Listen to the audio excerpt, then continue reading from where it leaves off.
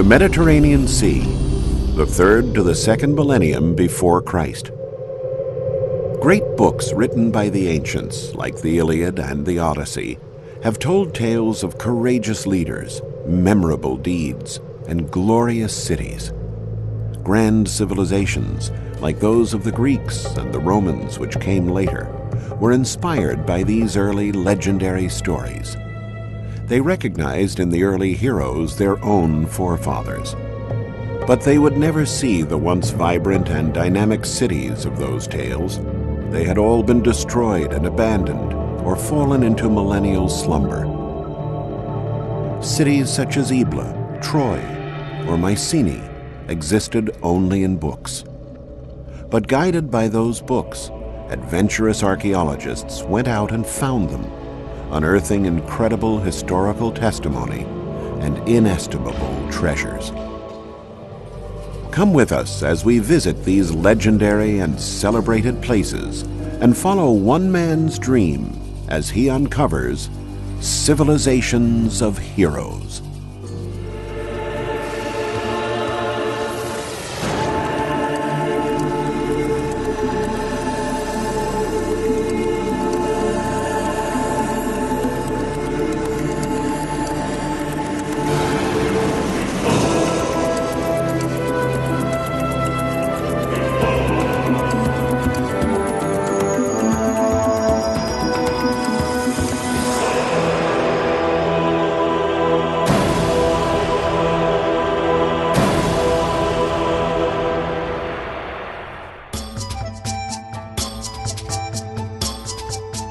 A taste for the ancient, a desire to learn about the history of our predecessors, has always enlivened people's minds. The ancient Greeks and Romans also loved to study their forefathers. Their attention was focused on the cultures and cities of the second and third millennia BC.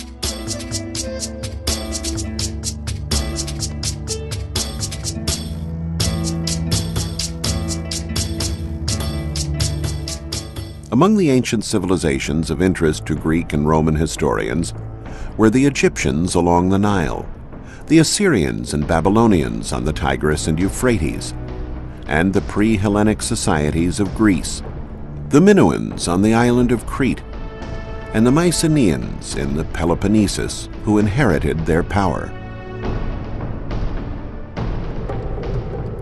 The mystery and allure of Egypt was always a strong attraction. The age of the pharaohs had long faded by the 2nd century BC, but the traces of that glorious past were still to be found everywhere. Inscriptions carved into the columns of temples told of grand deeds.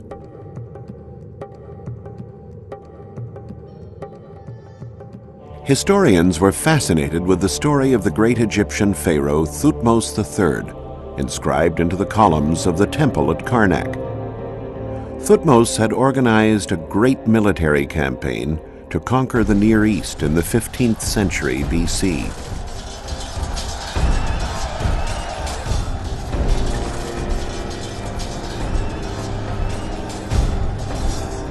When Thutmose reached those lands, however, he found that many of the very ancient Babylonian cities on the Tigris and the Euphrates had already been reduced to majestic ruins steeped in history.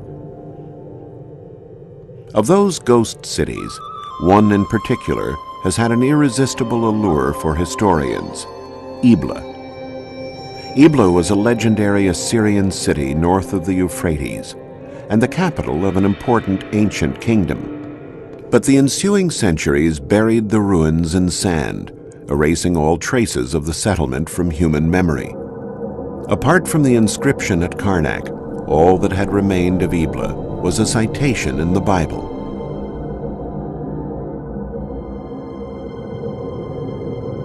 One day, some farmers were out plowing their fields when they came across a magnificent bas-relief.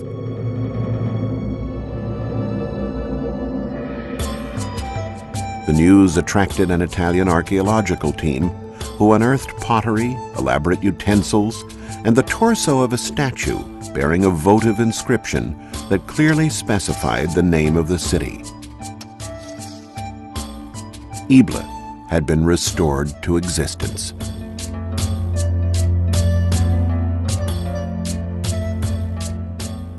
But the most sensational discovery came in 1975, when the Italian team unearthed 17,000 tablets bearing cuneiform text dating back to 2300 BC.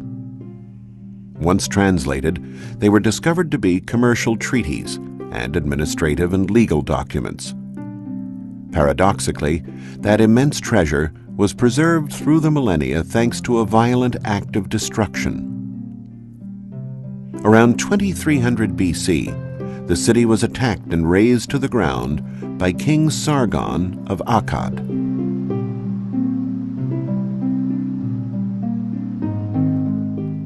The tablets had been stored neatly on shelves in the archives of the royal palace. The palace collapsed in such a way that the tablets were left stacked one atop another, a position which favored their preservation and allowed archaeologists to accurately reconstruct their content. Ebla was a flourishing commercial center in ancient Syria, and its king was a rich merchant. Commerce was so important to the king that caravans leaving for the Orient or for the Mediterranean were invited to lodge in the royal palace. These caravans were the genesis of the city's fortunes and kept its king in power. If they were headed west, the caravans would make their way to the sea. From there, ships would carry cargo to western lands and pick up trade goods for the return journey.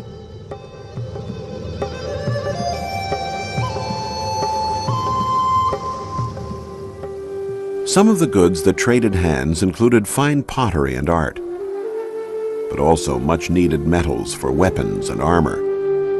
Sailing the Mediterranean at that time, however, was a great risk. Whoever had the biggest ship controlled the seas. And for a long time, it was a population known for acts of piracy who dominated the Mediterranean, the Mycenaeans. Between Mycenaean Greece and the Orient, there was a city that preyed on ships traveling along the Hellespont toward the Black Sea, the legendary Troy.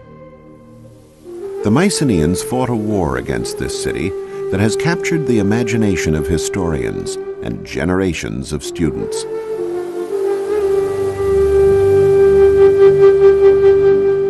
Troy, once known as Ilios or Ilion, was a flourishing Hellenistic city.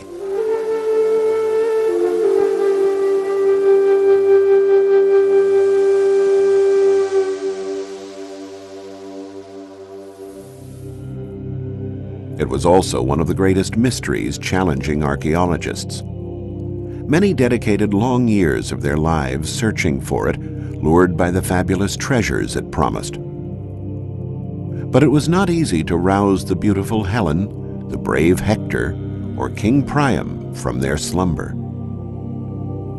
Troy, the city whose siege was described so eloquently in perhaps the world's most famous book, Homer's Iliad, could have been anywhere. In 1868, a dilettante German archaeologist, Heinrich Schliemann, decided to invest the money he had earned in the import-export business to pursue his lifelong dream, to discover the places where the heroes of his youth, the heroes of the Iliad, had fought. The Iliad was certainly not a scientific treatise. Before being committed to writing around the 5th century BC, it had been handed down through generations by way of oral tradition and referred to events that had happened hundreds of years earlier. Yet Schliemann decided to put his faith in the text. Many archaeologists were hunting for Troy, and they looked for it on this hill known as Bunarbashi, in an area between the Turkish cities of Çanakkale and Izin. Schliemann, however, was not convinced by that location. He combed the Iliad in search of clues. Homer mentioned two rivers, the Scamander and the Simoenta. The battles among the Homeric heroes took place around a fortified citadel built on a natural rise. They may have been figments of the author's imagination, but Schliemann chose to believe them. This hill his sarlacc, was quite similar to the Homeric description. It was here where Schliemann began digging, and in the end, it was here where he found Troy.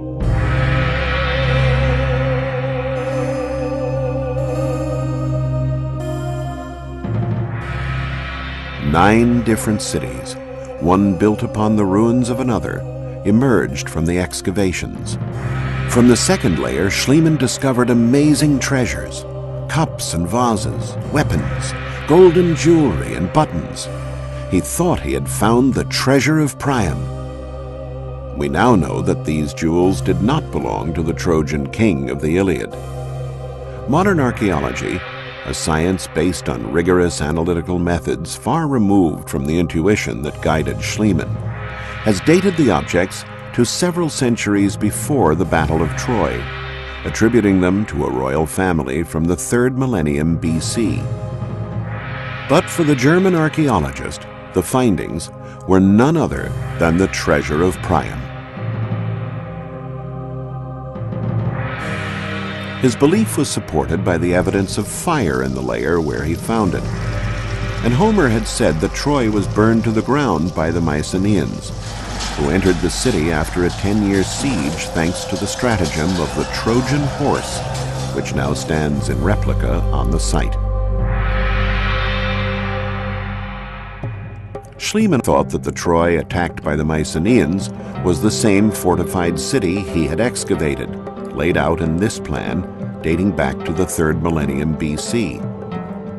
A city surrounded by walls barely 400 feet in diameter would hardly have stood up to 10 years of siege, nor been able to house Priam's court.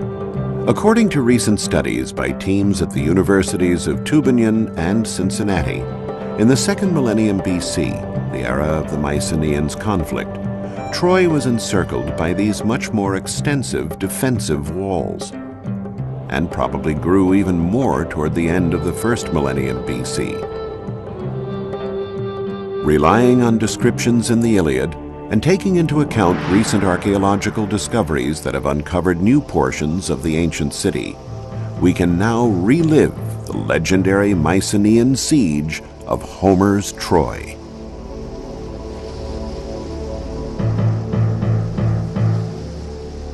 This is what the Mycenaean soldiers would have seen when they landed in force from the sea to challenge the city.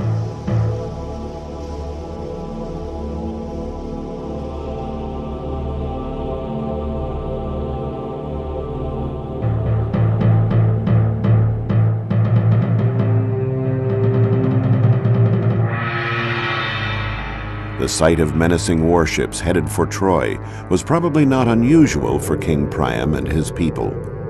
The 9 layers that were found at this archaeological site correspond to 9 different cities, bearing testimony to the cycles of destruction and rebuilding.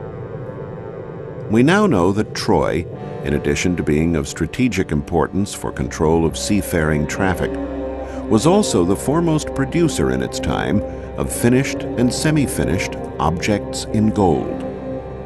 And so it is no surprise that it attracted the attentions of nearby populations. Conquering Troy meant not only eliminating the taxes it imposed on merchant traffic toward the Black Sea and the Orient, but also the reward of a rich booty.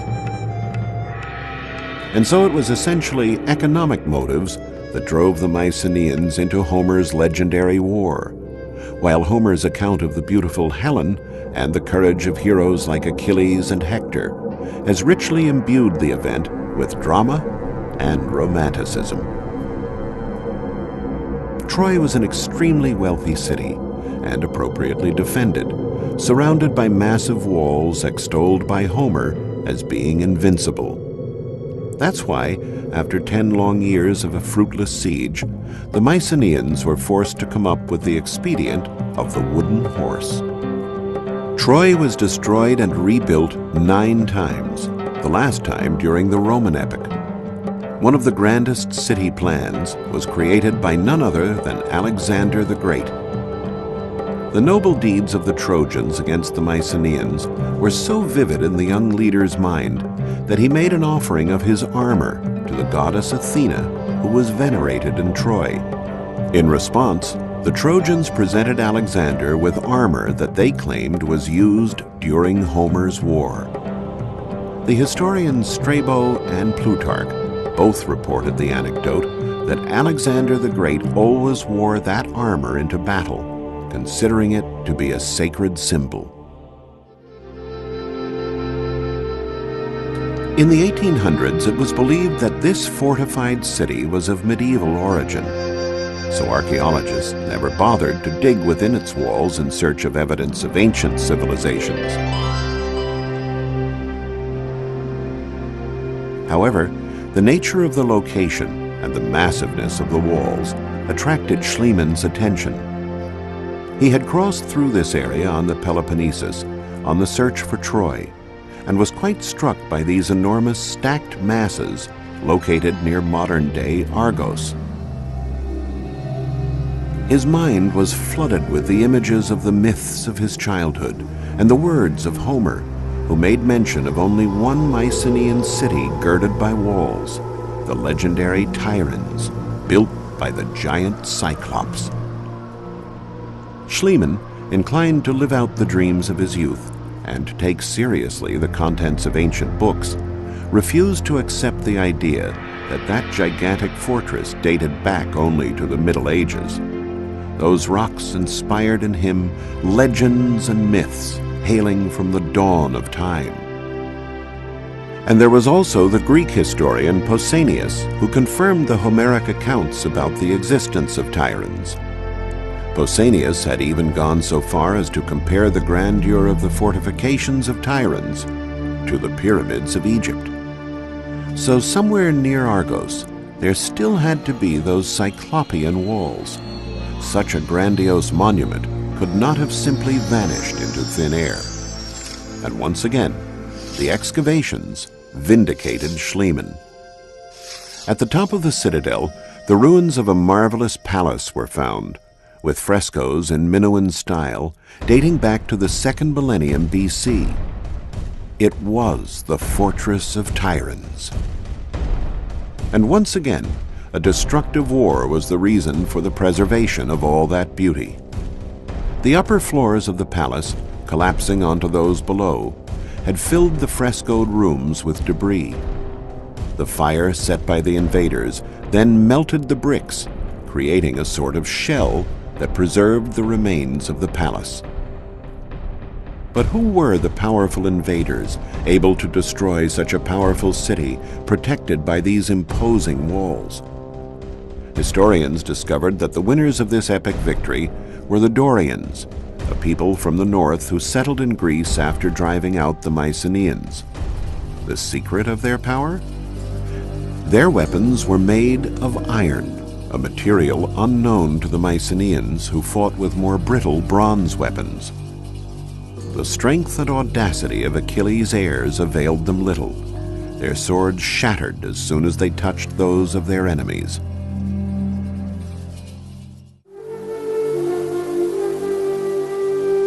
One Mycenaean city stood out above all others, the city that gave its name to the great conquerors of Troy. It was called Mycenae, a city recorded by Homer as having an abundance of gold. Its monumental gate, overlooked by 2 lions, still inspires awe.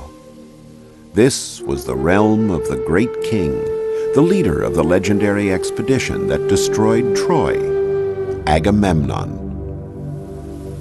The intrigue surrounding a legendary locale has always been a strong stimulus to archaeologists.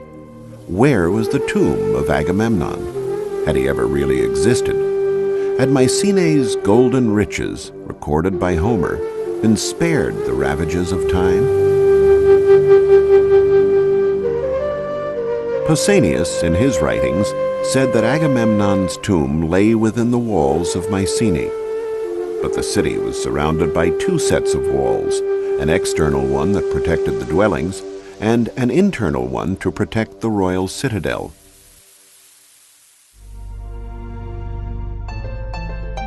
The search, carried out within the external walls, proved vain until Schliemann arrived on the scene.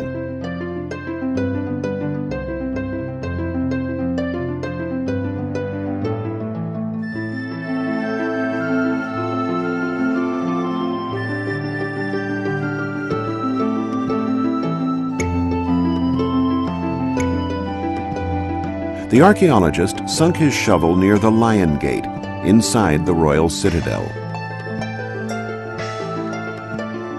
And he dug until the ground had yielded, from a number of tombs, the glittering metal immortalized by Homer, 33 pounds of gold. Among the treasures was a series of marvelous golden funerary masks. This was a privilege certainly reserved for kings. And in the features of the most beautiful mask of all, Schliemann claimed to recognize Agamemnon, the great king and military leader. Archaeologists have since discovered that those treasures date back to a period prior to Agamemnon. The excitement of that find was so great, however, that no one has since dared to rename this one-of-a-kind piece. The finely chiseled golden mask is still known to all as the Mask of Agamemnon.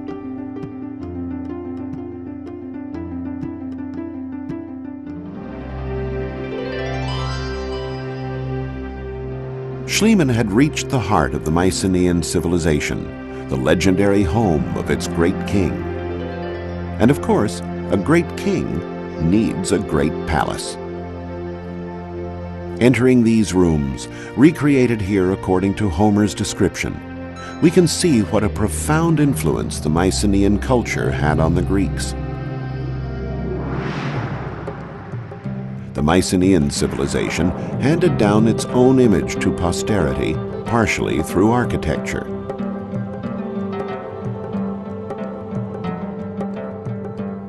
This room with the hearth in the center, called a megaron, the heart of the palace, became the model for the most typical of the Greek buildings, the temple. The king's house thus became the house of the gods. Mycenae was a city of which legends were made, as was Tiryns and the incomparable Troy. The legends and the mythic heroes that accompanied them would have remained only that, pure fiction, if not for modern-day heroes like Heinrich Schliemann, men who follow their passions, pursuing a knowledge of humanity that enriches us all. We lay bare the paths of civilizations of heroes that came before, for a better understanding of the possible hero who sleeps within us all.